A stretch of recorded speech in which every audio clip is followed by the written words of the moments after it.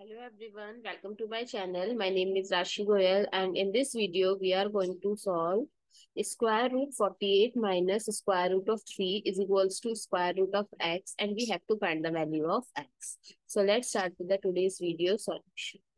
So 48 we can write it as 3 times 4 times 4 minus square root of 3 is equals to square root of x. Now I can take 4 outside, 4 root 3 minus root 3 is equals to root x. If I'll take root 3 as common, so 4 minus 1 is equals to root x. So root 3 times 3 is equals to root x, or I can write it as 3 root 3 is equals to root x. Now I'm doing squaring both sides.